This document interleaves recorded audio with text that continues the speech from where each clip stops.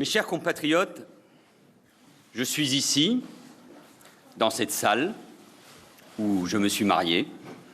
Je suis ici à Évry, dans ma ville, celle de ma famille, de mes enfants, ma ville de cœur, une ville intense, attachante, jeune, populaire, cette ville où on se parle toujours, directement, avec franchise, cette ville qui est une école de la vie. J'ai appris tellement de mes concitoyens. Alors oui, je suis candidat à la présidence de la République.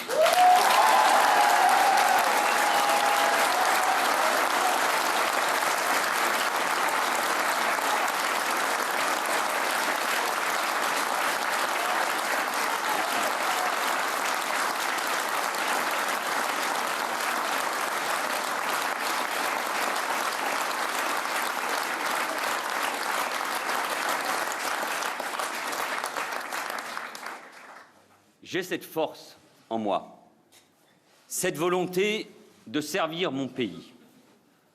C'est au-delà des mots, c'est une conviction totale. Je veux tout donner pour la France qui m'a tant donné. Ministre, Premier ministre, j'ai fait mon devoir, vous me connaissez, sans jamais me ménager, avec énergie, en parfaite loyauté, avec le souci constant d'être à la hauteur de la mission que m'a confiée le chef de l'État. À François Hollande, je veux dire mon émotion, mon affection. Sa décision est celle d'un homme d'État qui place l'intérêt général au-dessus de tout. Elle nous oblige tous. Je veux lui dire la chaleur de mes sentiments. Ils se sont forgés à jamais dans le prix douloureux que notre pays a payé dans son engagement pour la liberté. Je veux lui dire ma très grande fierté d'avoir assumé à ses côtés ces responsabilités immenses, intense, et d'avoir engagé des réformes essentielles pour la France, pour protéger les Français, pour la compétitivité de nos entreprises, pour notre école, pour préserver notre modèle social. Au cœur des difficultés, à ses côtés, je n'ai jamais cédé à la tentation de l'individualisme, de quitter le collectif. Non, le service de la France est bien plus grand que soi. Le temps, oui le temps, est venu d'aller plus loin dans mon engagement. Le sens de l'État me fait considérer que je ne peux plus être Premier ministre tout en étant candidat. En accord total avec le Président de la République, je quitterai mes fonctions dès demain, car je veux, en pleine liberté, proposer aux Français un chemin. Pourquoi ma candidature? Pourquoi donner 5 ans de plus à la gauche? Ces interrogations sont légitimes. Je suis lucide. Je suis candidat parce que la France doit peser de tout son poids dans un monde qui n'a plus rien à voir avec ce qu'il était. Menaces terroristes, réchauffement climatique, effet néfaste de la mondialisation, affaiblissement de l'Europe, poussée de l'extrême droite. Je veux une France indépendante, inflexible sur ses valeurs, face à la Chine de Xi Jinping, à la Russie de Vladimir Poutine, à l'Amérique de Donald Trump, à la Turquie de Recep Erdogan. Il faut dans ce monde une expérience forte. Elle ne s'invente pas, elle ne s'improvise pas. J'ai cette expérience et je veux la mettre à profit. Je m'engage parce que je ne veux pas que la France revive ce traumatisme, celui de 2002, d'une extrême droite au second tour de l'élection présidentielle. Elle est aujourd'hui aux portes du pouvoir. Son programme ruinerait les petites gens, les retraités, les ouvriers. Elle nous ferait sortir de l'Europe et de l'histoire. À nous tous, de la renvoyer dans les cordes. Je veux me battre dans cette campagne contre la droite, son candidat, son programme. Avec ses vieilles recettes des années 80, elle nous présente comme une avancée ce qui est un recul social généralisé. Je ne veux pas que les fonctionnaires travaillent plus pour gagner moins. Je ne veux pas que les déremboursements massifs de médicaments empêchent les plus modestes de se soigner. Je ne veux pas que nos enfants aient moins de professeurs, que nos villes et nos campagnes aient moins de policiers ou de gendarmes. Je ne veux pas que l'on casse notre sécurité sociale, l'hôpital public, que nos aînés aient moins de protection et que les salariés attendent 70 ans pour toucher une retraite à taux plein. Ma candidature, c'est aussi une révolte. Je suis révolté au fond de moi-même à l'idée que la gauche soit disqualifiée de cette présidentielle. Et cette révolte, je veux la faire nôtre. Je constate la division à gauche. Mais jusqu'à quand allons-nous subir ce spectacle? Voilà un beau motif de sursaut. Il y a une exigence de rassemblement.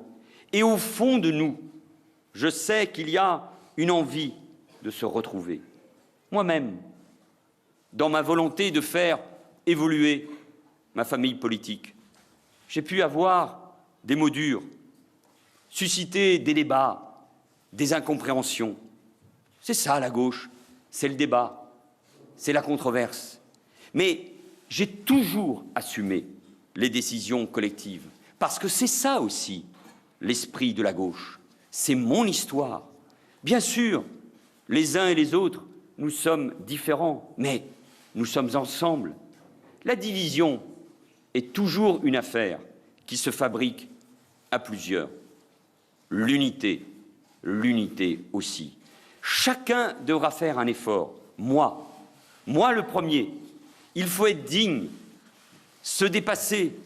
Ma candidature est celle de la conciliation. Elle est celle de la réconciliation. Je pose donc ce premier acte pour l'unité, parce qu'aujourd'hui, j'ai une responsabilité.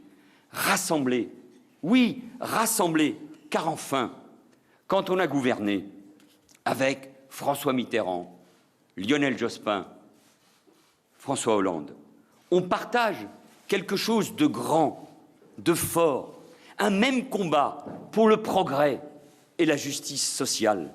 C'est une histoire, un fil commun. Je veux faire gagner tout ce qui nous rassemble. Et la primaire qui s'ouvre est un formidable moyen pour recréer l'unité. Ce n'est pas que l'affaire des partis, c'est votre responsabilité. J'invite les femmes, les hommes de gauche, les progressistes, mais j'invite aussi tous les Français qui refusent l'extrême droite, qui refusent la régression sociale que propose François Fillon, à s'emparer de ce moment, à venir nombreux, oui nombreux, mobilisez-vous pour choisir librement, débattre, et je le ferai moi-même, avec respect, sans de l'écoute, sans polémiquer, sans jamais dénigrer. La gauche est grande et belle quand elle parle à tous les Français et qu'elle rassemble, quand son destin se confond avec celui de la France. La France, oui, la France, a besoin de la gauche, garante de cet esprit français auquel nous devons rendre toute sa force. La laïcité, qui est notre bouclier pour assurer la tolérance, pour protéger, pour que dans ce pays on puisse croire ou ne pas croire, se respecter. L'égalité que l'école doit promouvoir, L'égalité aussi, c'est un combat fondamental entre les femmes et les hommes. La fraternité, qui fait que la France est une nation où chacun est préoccupé par le sort de son prochain. Ce fameux modèle social français qu'il faut moderniser, mais aussi préserver, c'est de ne jamais fermer les yeux sur la pauvreté, les oubliés, les mal logés, les précaires, les humiliés de la vie, pour leur tendre la main, leur redonner la dignité à laquelle ils ont droit. L'esprit français, c'est la liberté, celle qui consiste à exercer, quoi qu'il en coûte, son esprit critique, celui de Voltaire, car l'esprit français, nous le savons, est indocile et rebelle. Et en 2015, nous l'avons payé par le sang. L'esprit français, c'est penser en grand pour le monde, comme nous l'avons fait avec le président de la République lors de la COP21 ou en engageant nos armées au Mali, au Levant. L'esprit français, c'est la culture, la création, notre magnifique exception, notre patrimoine, nos paysages, notre créativité, la French Tech reconnue sur tous les continents, mais aussi notre langue, le français, que des dizaines de millions d'hommes et de femmes parlent dans le monde, le français, celui de Rabelais, d'Hugo, de Camus, de Césaire, de Beauvoir, de Patrick Modiano ou de Leila Slimani. Cet esprit français, je veux l'incarner, le faire respecter, l'entretenir, le porter, c'est pour moi une mission fondamentale. Mais je veux vous dire la vérité, car je n'ai jamais mâché mes mots. J'ai toujours nommé les problèmes pour mieux les combattre. Les communautarismes, la ségrégation sociale, le racisme, l'antisémitisme, les actes anti-musulmans, les actes anti-chrétiens, les discriminations qui nous fracturent. J'en ai assez de ces discours qui nous divisent, qui stigmatisent, là, nos compatriotes musulmans, là, les réfugiés fuyant la guerre. Et pourtant, chaque fois que je vais dans une commune, une école, une entreprise, une association, je ressens la même émotion. Partout, des citoyens se mobilisent pour nos aînés, pour les personnes qui vivent avec un handicap, pour ceux qui souffrent, pour ceux qui ont faim. Notre pays aspire profondément à ce récit commun. Il y a des ressources dans la société française, dans nos familles. Il y a un optimisme, une générosité. Il faut aller chercher ce qu'il y a de meilleur dans chacun de nous. Les Français ont besoin de retrouver un esprit, celui d'une société moins dure, plus solidaire, plus fraternelle, plus morale. Nous partageons tous une belle idée de la France. Nous devons faire vivre cette idée. Je veux mettre la France à la hauteur d'un monde nouveau. La mondialisation doit être mise au service des peuples en clair. Je veux que les classes populaires, les travailleurs retrouvent leur dignité, leur capacité à faire, à créer, à produire, bref, à construire ce pays comme ils l'ont toujours fait. Ne pas subir la mondialisation, c'est forcément pour moi, qui suis profondément européen, par mes origines, par mes convictions, par mon engagement socialiste, c'est refonder le projet européen qui ne défend pas assez aujourd'hui nos intérêts, qui n'est pas assez proche des peuples. Je veux une Europe forte dans le monde, qui investit dans l'avenir, la jeunesse, le social. Mettre la France à la hauteur d'un monde nouveau, c'est miser plus encore sur notre génie créatif, sur notre compétitivité, sur notre agriculture, sur notre industrie, nos PME, nos entrepreneurs, nos commerçants, nos artisans, nos salariés, parce que le travail est une valeur. Et cela passe par l'investissement massif dans des secteurs nouveaux qui feront la croissance et les emplois de demain. Économie verte, transition écologique, énergie renouvelable, numérique et les sciences du vivant. Dans ce monde nouveau, la France sera plus forte. Elle sera une grande nation, car elle sera une nation éducative, c'est-à-dire une nation qui met toute son énergie, son audace, plus d'audace encore pour lutter contre les inégalités, dans l'éducation, la formation tout au long de la vie, l'apprentissage, la recherche, la santé. Une nation intelligente qui crée de la valeur, de la richesse, de l'épanouissement. Ce sont les conditions indispensables, incontournables, pour créer de l'emploi et faire reculer le chômage. C'est ma priorité. Dans ce nouveau monde, nouveau et inquiétant, l'État.